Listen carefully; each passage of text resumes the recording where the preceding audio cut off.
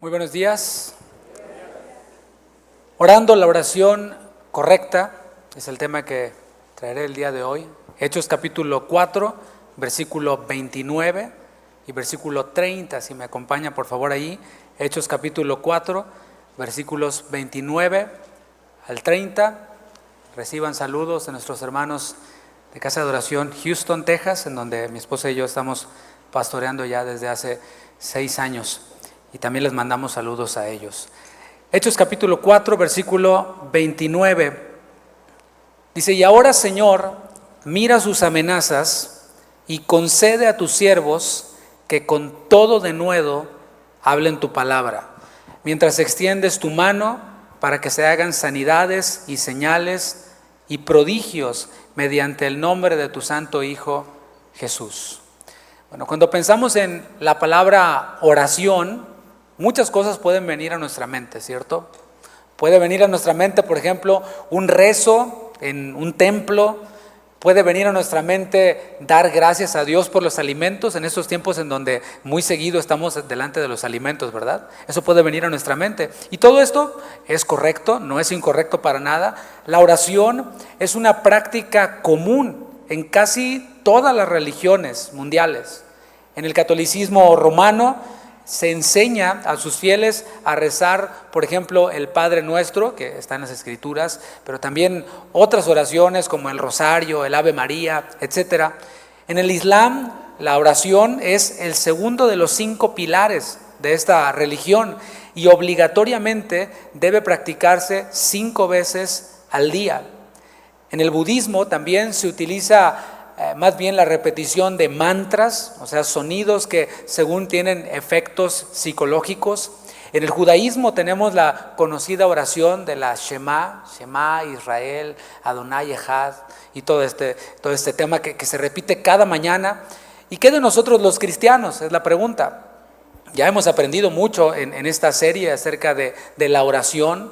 Hemos aprendido que a nosotros, los discípulos de Cristo, los hijos de Dios, pues no se nos ha dado un horario en el que debemos de orar, a diferencia de otras religiones. Tuve yo un compañero en uno de mis trabajos que pertenecía a una religión y cada determinada hora él tenía que orar, estuviera pasando lo que estuviera pasando. Si se estuviera quemando el edificio, él tenía que orar. Y bueno, nosotros los hijos de Dios, los discípulos de Cristo, no tenemos un horario específico en el que se deba orar, aunque tenemos en la palabra de Dios referencias como eso que cantábamos, este salmo que cantábamos que decía: de mañana me presentaré a ti, pero no hay un horario específico. Tampoco se nos da una cantidad mínima o máxima de oraciones al día. Deben de ser 3, 5, 10.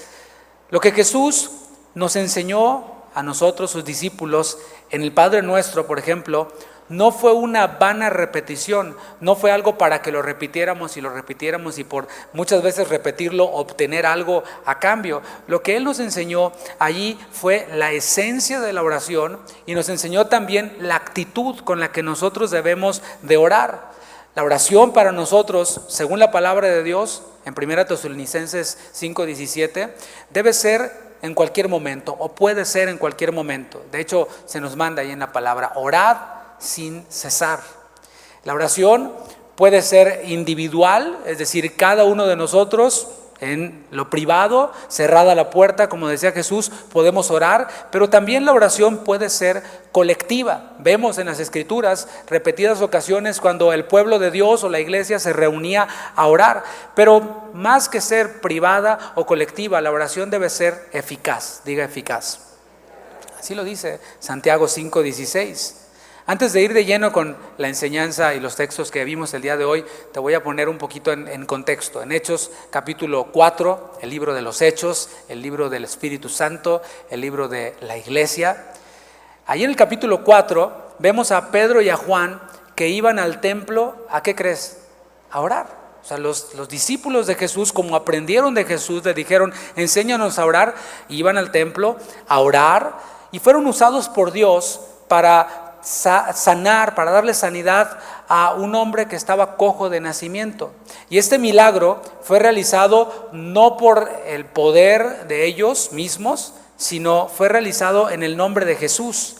Y este milagro dio pie para que el evangelio fuera predicado. El apóstol Pedro predicó el evangelio allí en el pórtico de Salomón, y siempre que se predica el evangelio hay reacciones. Siempre que se predica la palabra hay reacciones. Ayer el pastor Sergio Dueñas comentaba un poquito de la reacción que él tuvo cuando le predicaron el evangelio y le predicaron el arrepentimiento, que implica que hay que cambiar, o sea que estamos mal. Bueno, su reacción, mejor escuche la predicación de mañana y escucha la reacción, si le queda la curiosidad. Ante la predicación del evangelio hay por lo menos dos reacciones. Una es arrepentimiento. Allí en aquel día cuando Pedro predicó el evangelio, después de sanar a aquel cojo, dice la palabra que 5,000 personas se convirtieron. ¿Te imaginas eso? 5,000 personas convertidas ante la predicación del glorioso evangelio. La otra reacción es rechazo. Porque siempre hay unos que abrazan el evangelio, que creen en el evangelio, pero también hay otros que rechazan el evangelio, que dicen, ahorita no, joven, gracias. Y habían personas que estaban manifestando ese rechazo con cuestionamientos, otros con amenazas, siendo hostiles ante los mensajeros. Pero a pesar de las amenazas, a pesar de la hostilidad, de la oposición, Pedro y Juan valientemente dijeron que no iban a dejar de hablar lo que ellos habían visto y lo que ellos habían oído. Ellos dijeron, esas son las amenazas, pero nosotros no nos vamos a detener de hablar aquello que hemos visto, aquello que hemos oído. Ellos habían visto a Jesús resucitado, caminaron con él, pero lo habían visto resucitado y habían experimentado el poder del evangelio, el poder transformador, y ellos decían, no nos lo podemos callar, discúlpenos, pero no lo haremos. Ahora veamos el versículo 23 de Hechos capítulo 4. Dice la palabra de Dios, y puestos en libertad, Pedro y Juan, vinieron a los suyos y contaron todo lo que los principales sacerdotes y los ancianos les habían dicho.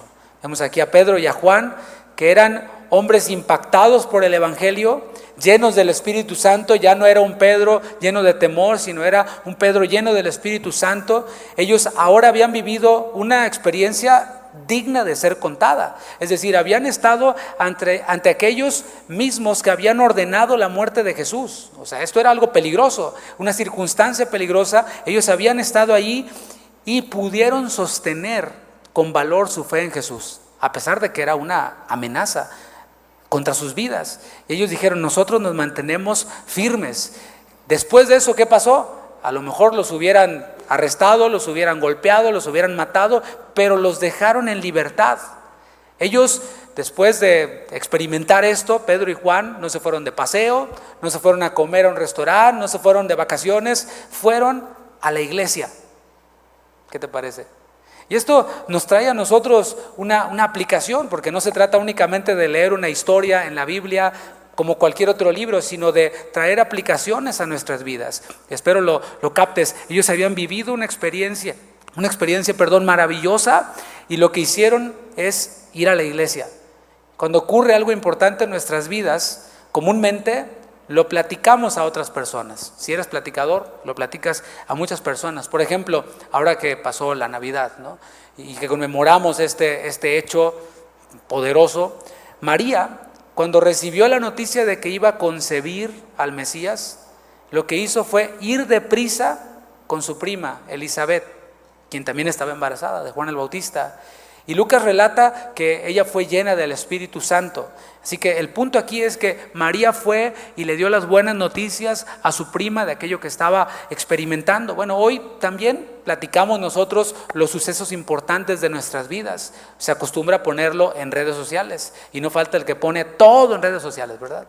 Aquí comiéndome unos tacos, aquí comiéndome una birria. Y bueno, hay unos que les da por la comida, otros por los viajes, etcétera. Pero hoy se da mucho esto de comunicar. Dice Lucas en el versículo 23 de Hechos que Pedro y Juan vinieron a los suyos, y eso es algo digno de resaltar.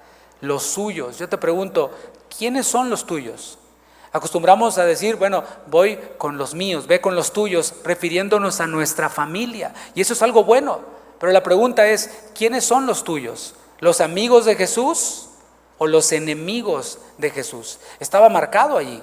Habían enemigos de Jesús, pero ellos no consideraban a los enemigos de Jesús como los suyos, sino que consideraban a los amigos de Jesús como los suyos. ¿Quiénes son los tuyos? ¿Los amigos de Jesús? Solo hay dos equipos: los amigos de Jesús y los enemigos de Jesús, de su cruz. Te voy a invitar a que voltees a tu alrededor un poquito, mira, para salir de la rutina. Voltea a tu alrededor, ve a las personas que están ahí alrededor. Todos esos son los tuyos, todos los que están ahí. Dile: hola, feliz año. No platiques mucho, ¿no?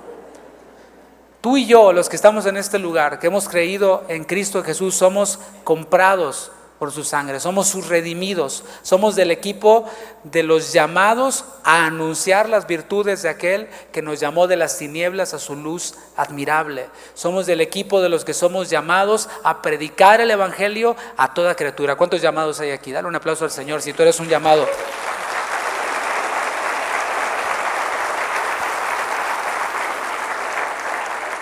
Fueron a los suyos, dice, y contaron todo lo que los principales sacerdotes y los ancianos les habían dicho. Es con los suyos, con los tuyos, con los nuestros, con quienes se supone que debemos de ir para contarles lo que el Señor está haciendo en nuestras vidas. Sean victorias, porque en la vida cristiana hay victorias, pero también hay batallas que estamos nosotros viviendo, pruebas.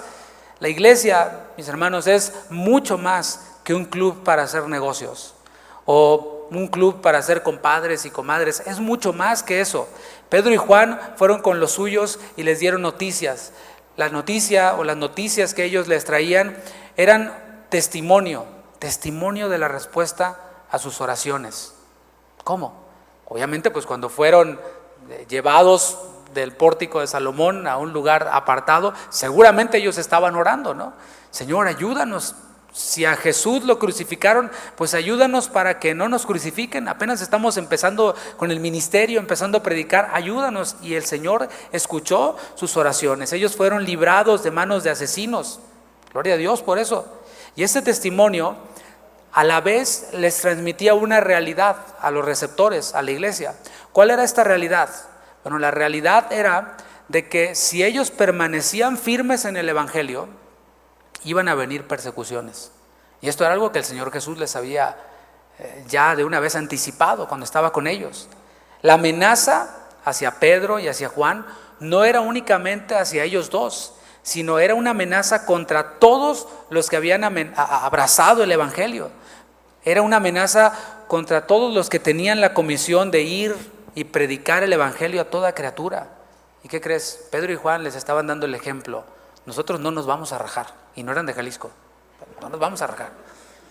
Jesús dijo en Mateo 10:33: y a cualquiera que me niegue delante de los hombres, yo también le negaré delante de mi Padre que está en los cielos. Eso es en serio, mis hermanos. Cristianismo es algo en serio. O sea, según Jesús, no es una actividad más, no es un hobby, algo que me gusta, está bonito, son buena onda los que van ahí, me gustan las canciones. Jesús es directo y dice: cualquiera que me niegue delante de los hombres, yo también le negaré delante de mi Padre que está en los cielos. Y a lo mejor tú dices: no, bueno, David, yo nunca negaría al Señor. Bueno, déjame, te pongo, como dice un amigo, ¿no? La avispa ahí en el oído. Negarse a predicar el evangelio es de alguna manera negar a Jesús. A veces tenemos la oportunidad de predicar el evangelio a otras personas y a veces no sabes por qué el Señor te lleva a algún lugar y allí es la oportunidad para que podamos predicar el evangelio o darle alguna palabra de aliento, alguna palabra profética, de ánimo, como dice la palabra, a otra persona. Hace unos meses estaba yo en un hospital y era yo la única persona en ese hospital. Estaba yo ahí con mi mente ocupada en lo que estaba, ¿no? Un familiar enfermo. Y estaba yo ahí, la única persona en ese hospital, y de repente sale alguien y se sienta frente a mí. Y yo estaba abrumado un poco y me dice esta persona: ¿usted es el pastor David Guevara? Y yo levanto la cabeza. Y éramos solamente la otra persona y yo.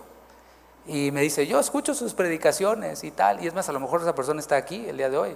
Ella tenía un familiar enfermo, yo tenía un familiar enfermo. Y bueno, hubo la oportunidad de animarnos los unos a los otros. El punto es que el Señor siempre nos pone en circunstancias en donde podamos ya sea predicarle o negarle.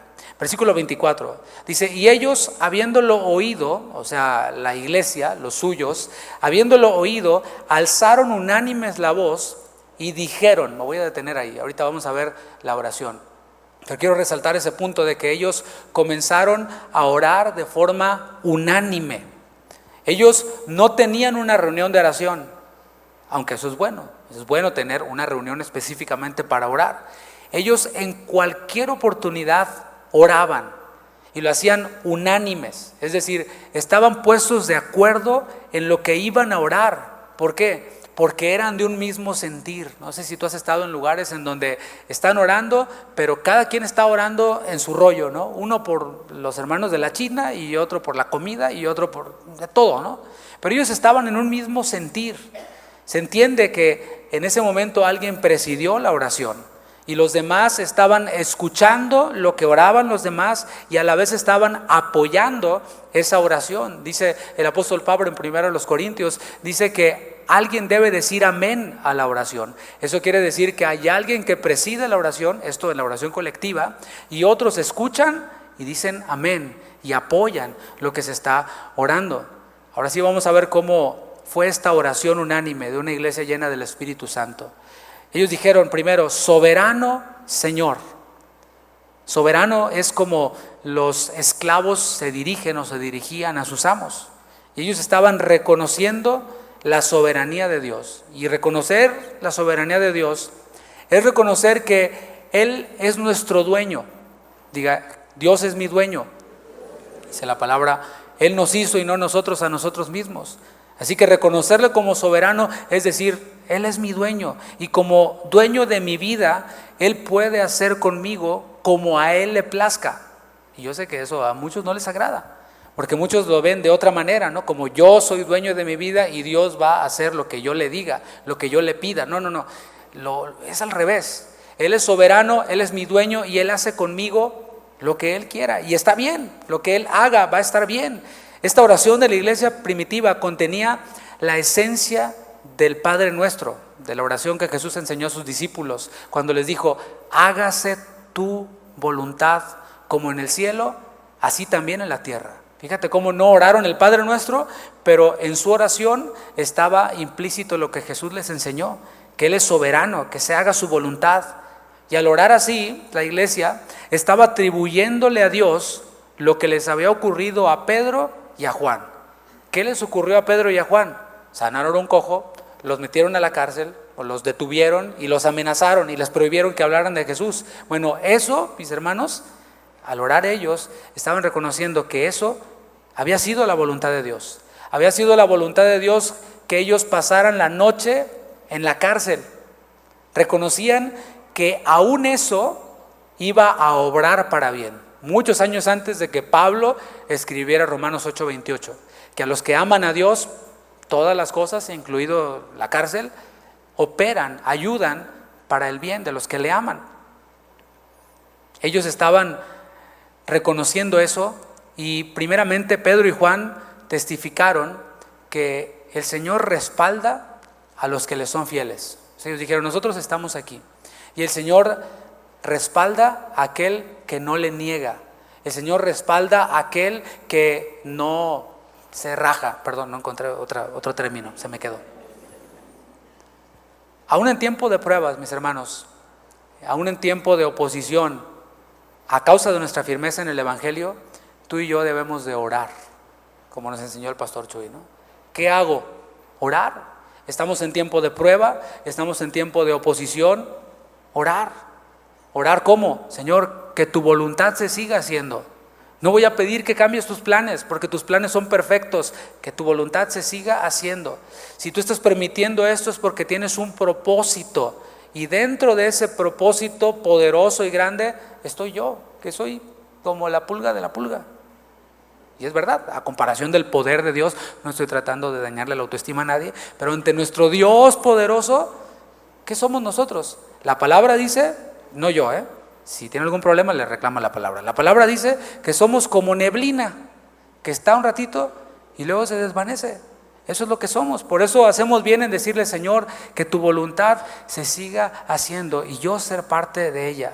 Y eso incluye tratar conmigo, eso incluye a veces humillarme. Bueno, la palabra dice en el Salmo 119, 71, bueno me es haber sido humillado para que aprenda tus estatutos. Así que si la humillación me va a guiar a aprender los estatutos de Dios, pues yo me inscribo en esa universidad. ¿Cuántos se inscriben conmigo?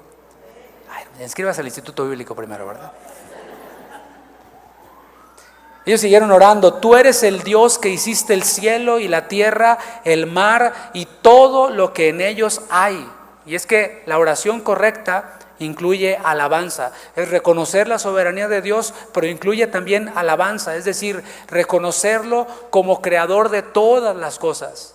Eso es también de lo que habla nuestra alabanza. Y como creador, Él tiene todo el derecho de hacer con su creación como Él quiera. Y esto va a ser bueno en gran manera, así como en el principio. El Señor hacía, creaba y veía que era bueno. De igual manera hoy, como creador, lo que Él haga es bueno en gran manera. Normalmente nosotros oramos, Señor, te pido esto, que en este 2024, Señor, pueda comprar ese auto nuevo, porque el que tengo ya no me gusta. Señor, que en este 2024 tenga una casa nueva, que pueda remodelarla, pintarla, etcétera. Y bueno, eso es bueno, pedirle al Señor, dice la palabra, sean conocidas vuestras peticiones. Pero en vez de eso, deberíamos de exaltarle, reconociendo que Él nos hizo y no nosotros a nosotros mismos. O sea, hay que hacer lo uno sin dejar de hacer lo otro. La oración correcta, la oración eficaz, debe tener apoyo en la Escritura. Y no estoy diciendo que todas las oraciones que oramos salen así literalmente de la Biblia, ¿no? Pero sí deben de tener un apoyo, un respaldo en las Escrituras. Y si nosotros no estamos llenos de la palabra de Dios, lo más probable es que nuestras oraciones van a ser, usando un lenguaje bíblico, ineficaces o fuera de la voluntad de Dios, si es que oramos, ¿no? Veamos cómo la oración de la iglesia primitiva se apoyaba en la palabra, en las Escrituras, encontraba respuestas en las Escrituras. Dice el versículo 25, que por boca de David tu siervo dijiste. O sea, aquí están empezando ellos a leer el Salmo 2 o a citar parte del Salmo 2. O sea, no sacaron el rollo y leyeron el Salmo 2. Más bien, quien presidía la oración, aquí en esta ocasión, dijo de memoria esta porción de la Escritura. Y esto nos recuerda que hay que leer la palabra, hay que memorizarla, hay que orarla también. Y en su oración ellos estaban conectando su experiencia, lo que estaba experimentando Pedro, Juan, la iglesia, la estaban conectando con la palabra de Dios. Y eso es algo bueno. Y continuó, ¿por qué se amotinan las gentes? En otra versión dice, ¿por qué están tan enojadas las naciones?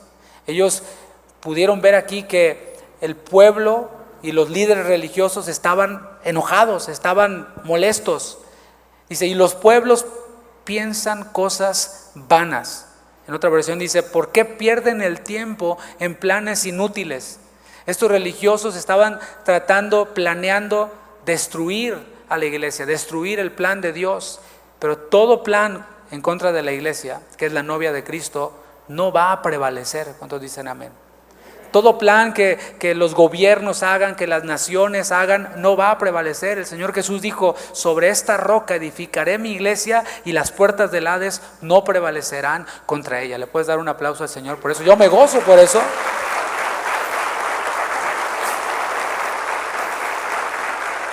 Cualquier otro proyecto puede fracasar. Cualquier otra empresa de emprendimiento puede fracasar. Pero la iglesia, según la palabra, dicho por Dios mismo, va a prevalecer. No va a prevalecer el mal contra ella. Va a salir adelante la iglesia. Versículo 26. Se reunieron los reyes de la tierra y los príncipes se juntaron en uno contra el Señor y contra su Cristo. Bueno, los apóstoles y nosotros también, la iglesia, creemos que Cristo es el ungido del Señor. Es quien ha sido declarado rey y quien gobernará desde su santo monte de Sión. Versículo 27. Porque verdaderamente se unieron en esta ciudad contra tu santo Hijo Jesús, a quien ungiste. Herodes y Poncio Pilato con los gentiles y el pueblo de Israel.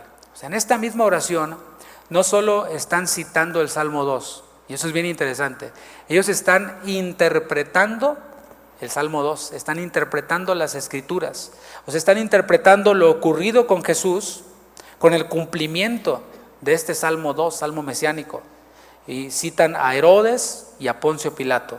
Herodes Antipas era tetrarca de Galilea y Perea, el pueblo le reconocía como rey, y Poncio Pilato era el gobernador nombrado por Tiberio, que representaba la autoridad de Roma. Estos dos personajes, Herodes y Pilato, eran enemigos, estaban peleados. Herodes se encontraba en Jerusalén durante el juicio de Jesús y se alegró de ver a Jesús porque esperaba que obrara un milagro en su presencia, pero Jesús no lo hizo, no accedió a su deseo. ¿Por qué? Por eso Herodes lo mandó de regreso con Pilato. No hizo milagro porque el Señor no estaba tratando de quedar bien con él.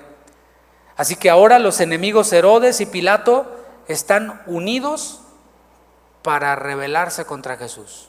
En Lucas 23:12 dice: y se hicieron amigos Pilato y Herodes aquel día, porque antes estaban enemistados entre sí. ¿Cómo ves? No todas las reconciliaciones son buena idea, ¿verdad? Lo que unía a estos dos personajes era la rebeldía contra Dios, era la hostilidad contra Cristo. Un puritano escribió: dos perros pueden dejar de pelearse para perseguir un conejo, pero cuando terminan la caza se vuelven a pelear, como antes. Judíos y gentiles, las naciones, se rebelaron contra Dios, condenaron a muerte y ejecutaron a la cruz, a Emmanuel, a Dios con nosotros, al Verbo encarnado. Eso fue lo que ocurrió, y así es como ellos lo están interpretando en esta oración. Dice el versículo 28, para hacer cuanto tu mano y tu consejo habían antes determinado que sucediera. O sea, se unieron para crucificar a Jesús, pero no importa cuántos planes y cuántos se unan para tratar de destruir a la iglesia. No hay ideologías, no hay leyes, no importa lo que hagan. El Señor va a llevar a cabo lo que Él se ha propuesto. Él va a llevar a cabo su plan. Y todo eso, lo que ocurrió con Jesús, no tomó por sorpresa a Dios. A veces pensamos que lo que nos ocurre, Dios no está enterado o no sabía. No, todo eso no tomó por sorpresa al Señor. Él todo lo tenía ya previsto, Él todo lo tenía ya planeado desde antes de la fundación del mundo, porque Él es soberano. Así que hacemos bien tú y yo en vivir dentro de la voluntad de Dios. Si nosotros vivimos dentro de la voluntad de Dios, podemos estar seguros de que obtendremos la victoria que ya fue ganada por Jesús. Versículo 29, y ahora, Señor, mira sus amenazas. O sea, después de citar las Escrituras, de alabarle, de reconocer su soberanía, ellos continúan y conectan lo ocurrido con el Maestro, con lo que Pedro y Juan habían vivido. O sea, están así haciendo peticiones. Aquí empiezan a pedir, fíjate, después de todo lo que dijeron antes. Hacen peticiones, y es que la oración también es para pedir. De hecho, es lo más común cuando nosotros oramos. Cuando oramos, lo más común que hacemos son peticiones, y no está mal. Filipenses 4:6 dice: por nada estéis afanosos, sino sean conocidas vuestras peticiones delante de Dios en toda oración y ruego con acción de gracias. La petición es parte de la oración. Nosotros le podemos pedir al Señor todo lo que necesitemos. ¿Qué necesitas, mi hermano, mi hermana? Se lo puedes pedir al Señor. Pero hemos de saber que el Señor conoce nuestras necesidades mejor que nosotros. Él sabe mejor lo que tú necesitas, lo que yo necesito, mejor que yo mismo. A veces pedimos, pero pedimos mal. El Espíritu Santo intercede por nosotros porque a veces no sabemos pedir como conviene. Por eso es bueno que cada día conozcamos más su voluntad. Y cuando nosotros conocemos más su voluntad, nuestras oraciones vienen a ser más efectivas, más eficaces. Primera de Juan 5:14 dice: y esta es la confianza que tenemos en Él. Hay confianza en Dios, mis hermanos. El mundo está en la incertidumbre, el mundo no sabe qué va a pasar, aunque esté un poco positivo de vez en cuando los primeros días del año, pero no están 100% seguros. Nosotros sí tenemos confianza en Él. La confianza no es en el gobierno, la confianza no es en mí, en mi trabajo, en lo que yo pueda hacer, mis habilidades, es en Él. Dice que si pedimos alguna cosa conforme a su voluntad, Él nos oye. Él está atento a nuestra oración. Él está atento a nuestras peticiones. ¿Cuál era la primera petición que hacía la iglesia? Dice, mira sus amenazas. Eso es lo que les están pidiendo. Pidiéndole a Dios que ponga atención a las amenazas que les están haciendo. Y esta petición se alineaba con la actitud de su maestro.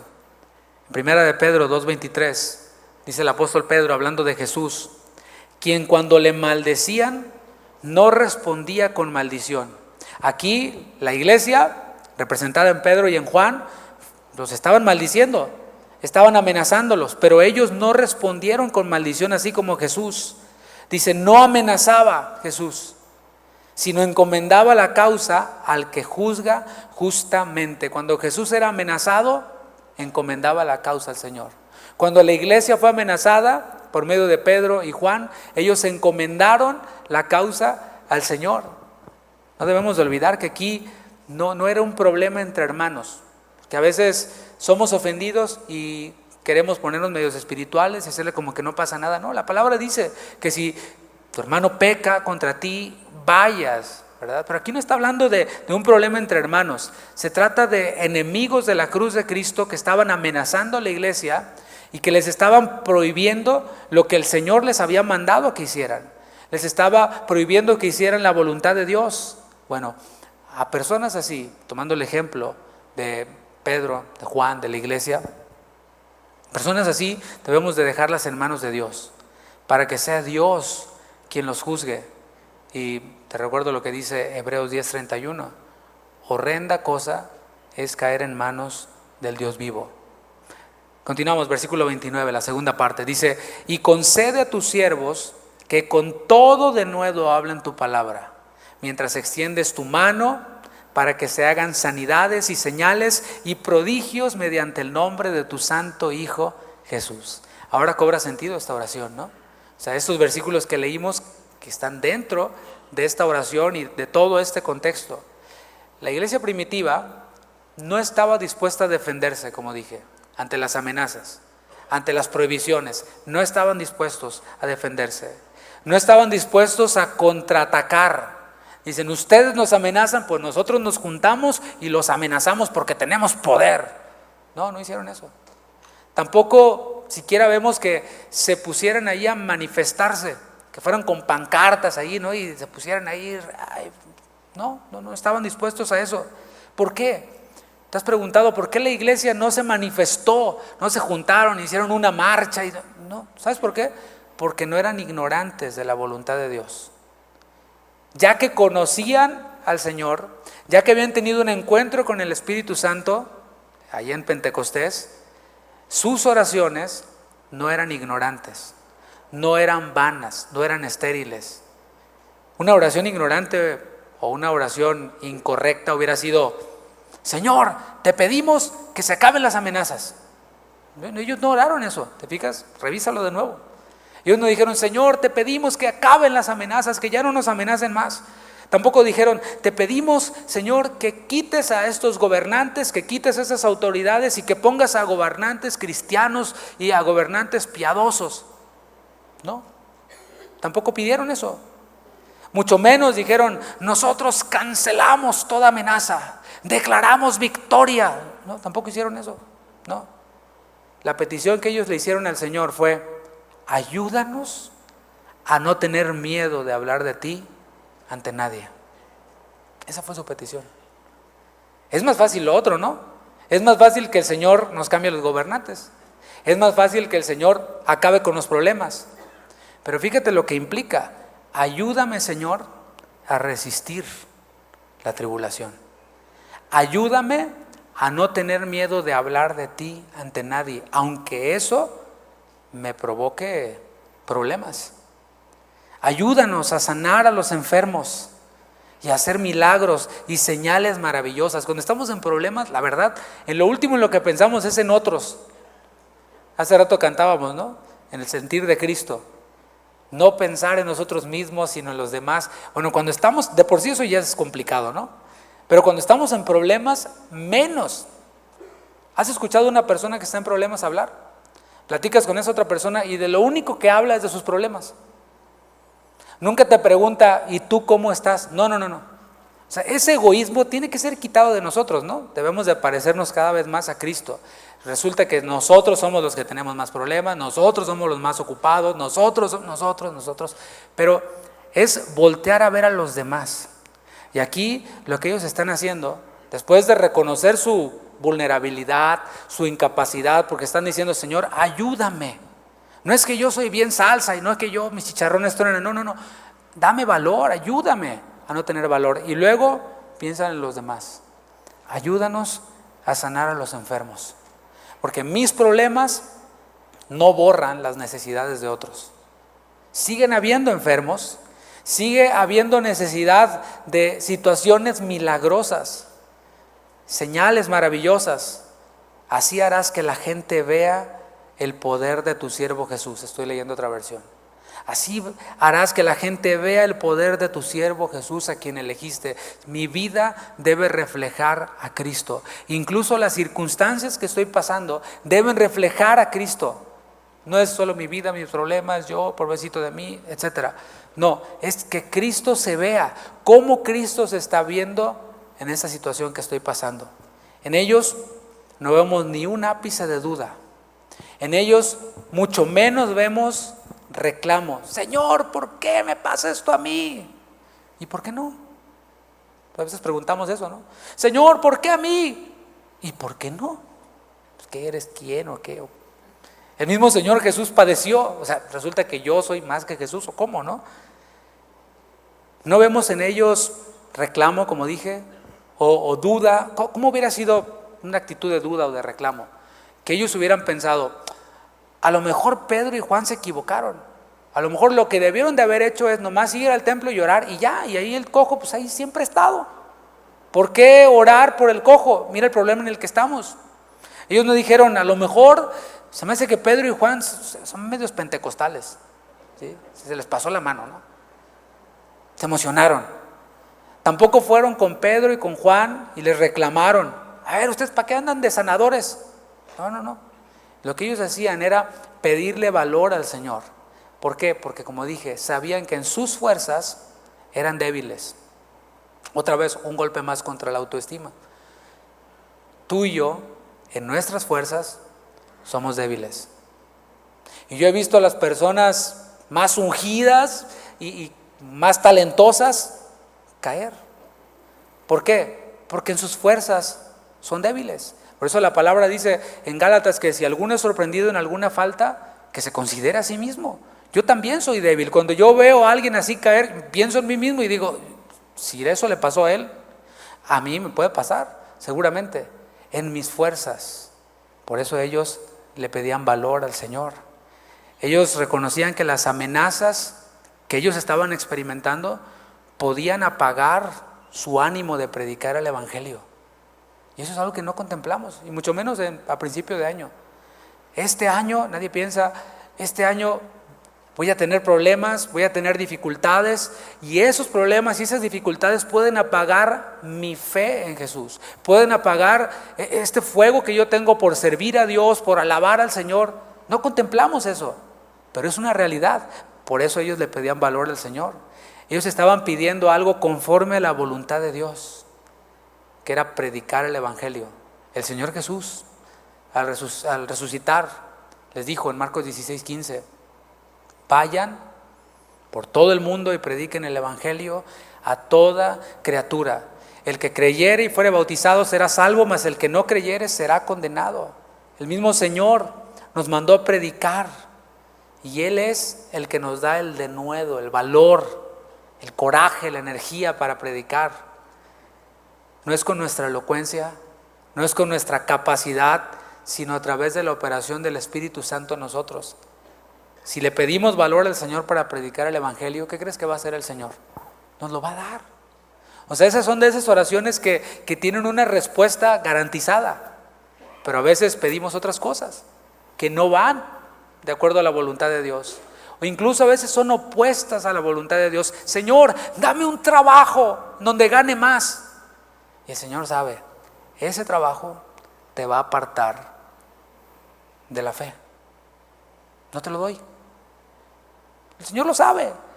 ¿Por qué? Porque te ve fiel, te ve sirviéndole y de pronto ese trabajo te puede desviar. Ahora, hay veces que el Señor nos concede esas cosas como una manera de disciplinarnos, como una manera de enseñarnos y de que nos revolquemos un poquito y después nos regresa al redil, ¿verdad? Porque nos ama. Ahora bien, la predicación del Evangelio viene acompañada de demostración del Espíritu y de poder, según la palabra de Dios, en 1 Corintios 2:4. O sea, no es solamente bla, bla, bla, hablar y hablar y hablar. No. Esta predicación viene acompañada de poder, del Espíritu, de demostración del Espíritu. Y los discípulos, ¿qué es lo que estaban pidiendo? Danos valor para predicar tu Evangelio, pero también pidieron que se hicieran sanidades, señales y prodigios. Estas sanidades, señales y prodigios serían hechos en el nombre de Jesús y como una muestra de que Jesús estaba extendiendo su mano, porque todo, mis hermanos, depende de Él. Si alguien ora por ti y te sanas, si alguien ora por ti y tu situación se resuelve, no es ese alguien, sino es Dios a través de esa persona. Y esta petición que ellos estaban haciendo era también conforme a la voluntad de Dios. Así Jesús lo prometió. Sin embargo, a veces lo dejamos de lado. No, sanidades, y eso que es para allá, para los de la prosperidad y eso. No, nosotros somos de sana doctrina. Bueno, Jesús dijo, y estas señales seguirán a los que creen. ¿Cuántos creen aquí? Bueno, en mi nombre echarán fuera demonios, hablarán nuevas lenguas. Es lo que prometió Jesús y es lo que debemos de esperar, y no solo esperar, sino pedir y buscar, como dijo el apóstol Pablo a los Corintios. Si le pedimos que se hagan sanidades, que se hagan señales, que se hagan prodigios, ¿qué creen? El Señor lo va a conceder, el Señor lo va a dar. Así como pedirle de nuevo para predicar el Evangelio será concedido para aquellos que lo pidan, así también sanidades, señales, prodigios serán concedidos para aquellos que lo pidan con fe. ¿Por qué? Porque está en su voluntad revelada en la palabra. Así que pidamos, porque el que pide, ¿qué dice? Recibe. El que busca, halla. Y el que toca, se le abrirá. Eso prometió Jesús. Si no lo recibimos, ¿por qué será? Quizás es porque no lo estamos pidiendo. Así dijo Santiago 4:3. Pues no reciben porque no piden. Y cuando oran por ti porque estás enfermo, dices, no, de aquí saliendo me voy a ir al doctor. Apúrese, pastor, a orar por mí porque aquí voy al doctor. Y luego te sana el Señor y dices, fue el Tylenol el que me tomé, o el ibuprofeno. ¿Fijas?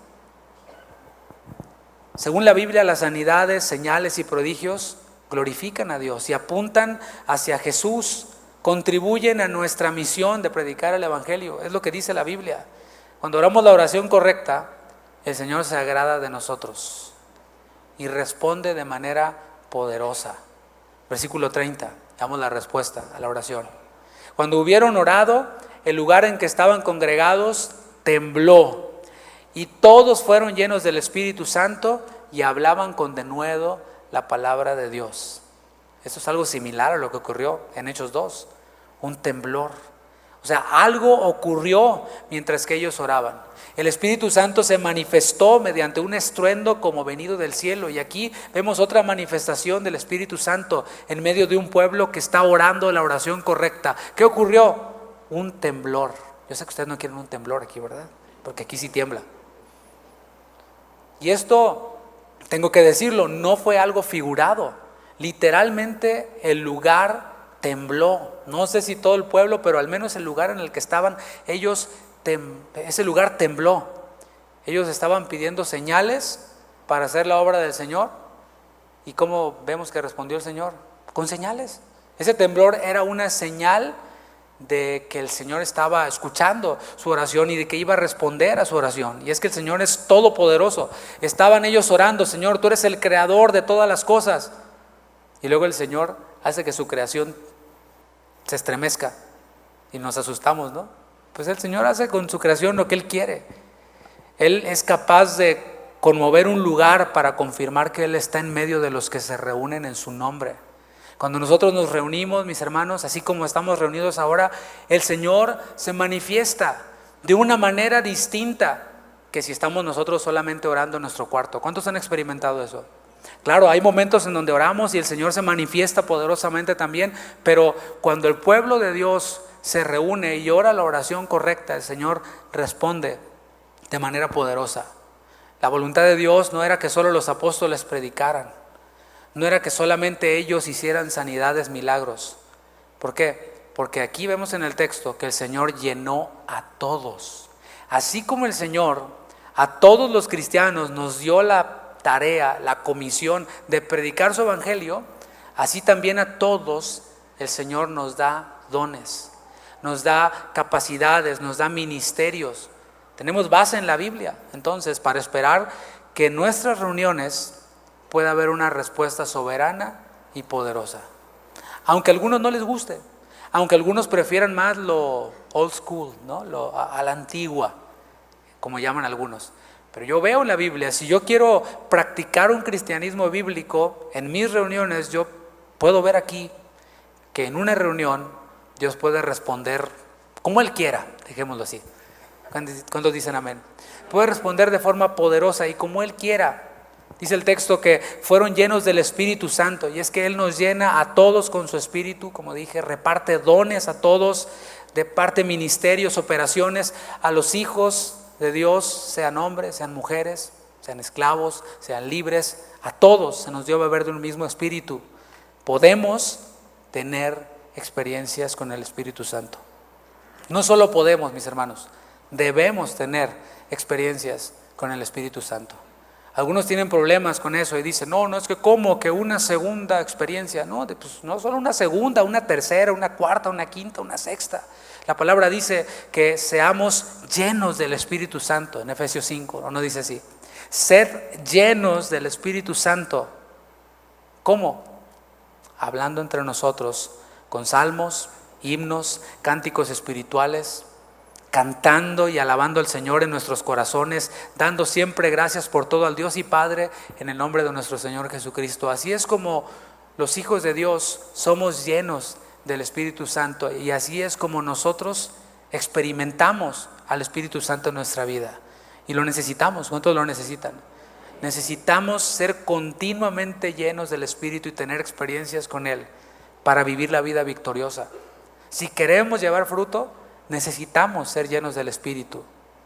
La acción del Espíritu en esta porción que estamos viendo trajo como consecuencia que la petición de hablar con denuedo la palabra fuera cumplida completamente. Ellos están pidiendo, Señor, danos valor para predicar tu palabra, y el Señor responde con un terremoto. Son llenos del Espíritu y dice que comenzaron a hablar el mensaje de salvación. Yo creo que es buena idea que comencemos a hablar el mensaje de salvación entre nosotros, ¿no crees? Que lo hablemos en nuestra familia. Ya pasó la rosca de Reyes ayer, ¿verdad? Y espero que no le haya salido el monito a nadie. Pero eso hubiera sido una buena oportunidad. Espero la hayas aprovechado para hablar el evangelio a tus familiares, pero no será la única. A lo mejor en los tamales en febrero puedes tener la oportunidad también de hablar el evangelio, de hablar la palabra entre nosotros, con nuestra familia, con nuestros hijos, en el camino, como dice la palabra.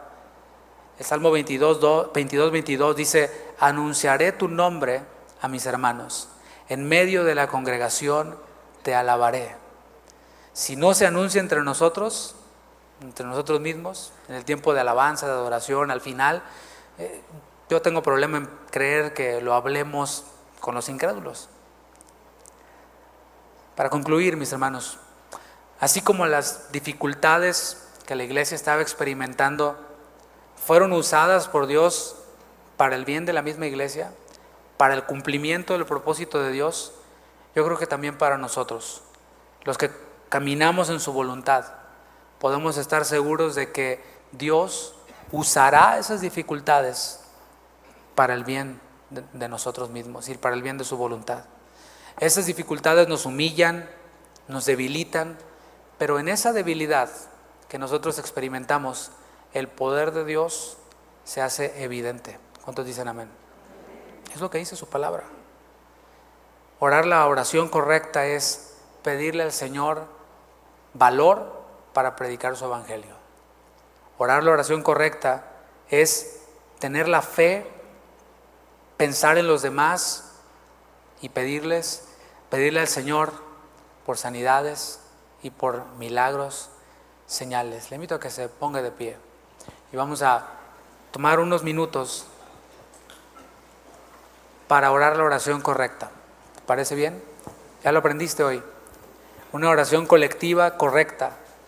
Cierra tus ojos y dile al Señor: Señor, tú eres soberano. ¿Puedes decirle? Digámosle: Señor, tú eres soberano. Tú haces lo que quieres, Señor. Sin importar que me agrade a mí, que se sienta bonito o no, tú estás haciendo tu voluntad. El Señor está haciendo su voluntad, mi hermano. Y tu vida está en el plan de Dios también. Que podamos decirle al Señor: Señor, tú eres el creador de todas las cosas. Y yo, como tu creación, también reacciono y respondo ante lo que tú haces. Que tu voluntad se haga, así como se hace en el cielo, se haga también en mi vida. Quizás tú estás pasando por dificultades, por problemas, por tribulaciones, sea por predicar el evangelio, sea por tus malas decisiones o por cualquier motivo que sea. El Señor hoy quiere consolarte. El Señor hoy quiere recordarte que Él está en control. ¿Tú lo crees? Levanta tus manos. Dile: tú estás en control. Tú estás en control, Señor. Y hoy nos acercamos a ti en humildad, reconociendo nuestra debilidad, nuestra vulnerabilidad, nuestra incapacidad de tantas y tantas cosas. Y así, Señor, al venir delante de ti, queremos pedirte, Señor, que obres entre nosotros. Que obres entre nosotros sanidades, milagros, señales, prodigios. Mi hermano, si tú necesitas un milagro de sanidad, si estás enfermo, hay algo en tu cuerpo que está mal, algo que está fallando, yo te voy a invitar, voy a pedirle a todos primero que bajen su mano. Ahora voy a invitar, si tú estás enfermo, levanta tu mano, queremos orar por ti.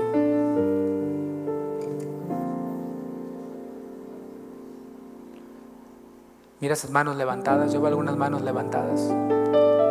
Y si tú no levantaste la mano, puedes levantar tu rostro y ver alguna de esas manos enfermas y extender tu mano, dice la palabra de Dios.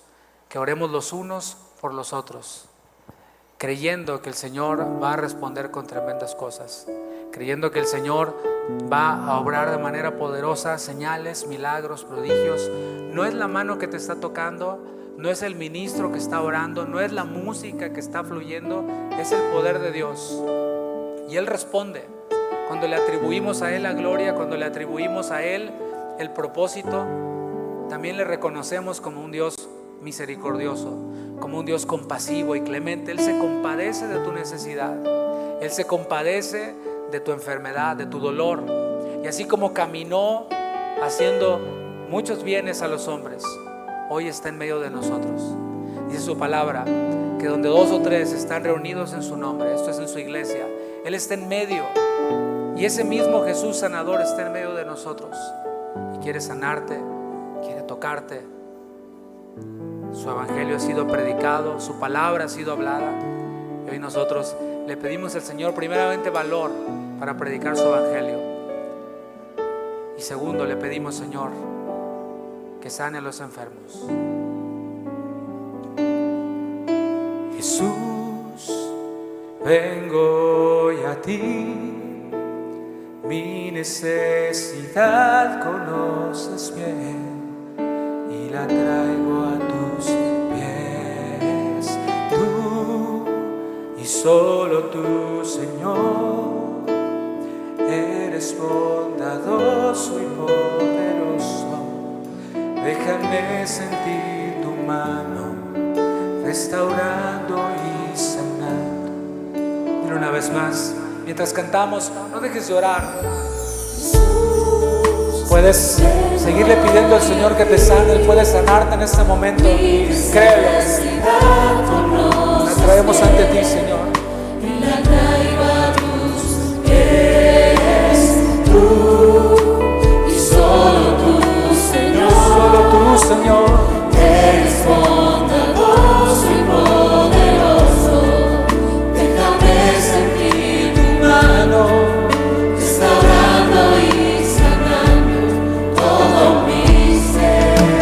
gente canta.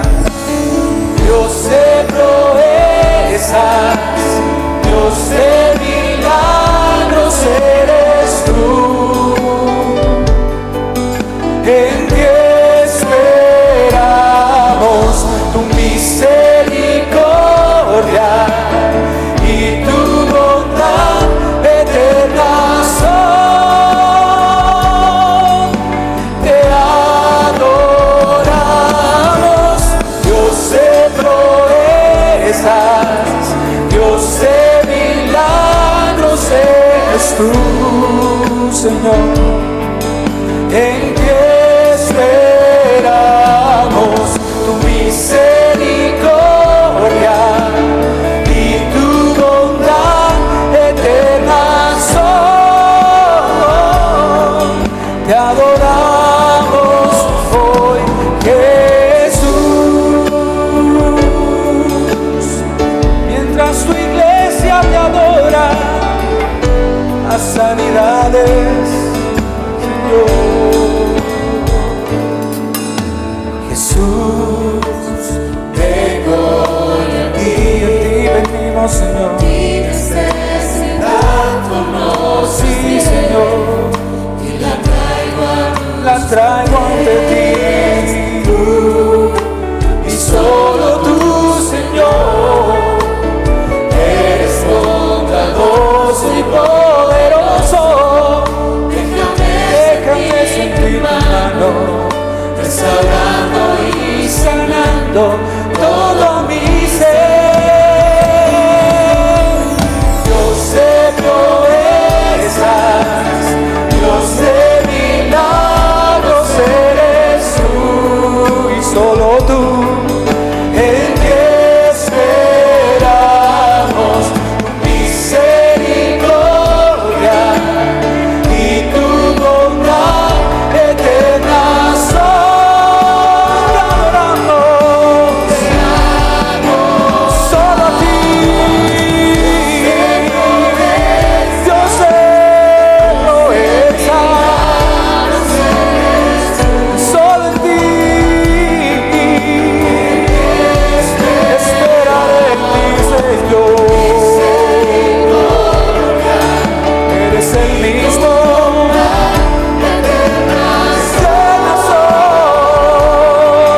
te adoramos hoy, Jesús, adórale. Mientras que haces milagros, sanidades poderosas, oh Señor. Y una vez más, Dios de proezas, Dios de proezas, Dios de milagros eres tú. En ti esperamos misericordia y tu bondad eterna son. Te adoramos, Dios de proezas, Dios de milagros eres tú.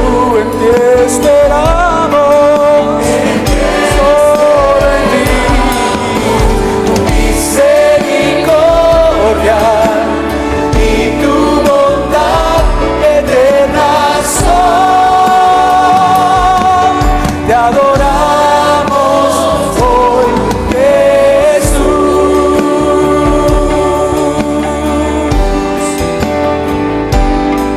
Te adoramos hoy, Jesús.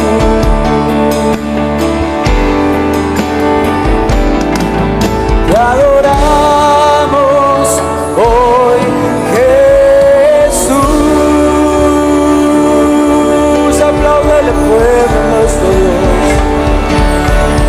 Te adoramos hoy, Jesús. Eres digno, majestuoso, poderoso eres tu Señor. Recibe la gloria ahora y siempre, Señor. aplauso poderoso a nuestro Dios poderoso. Eres tú, Señor.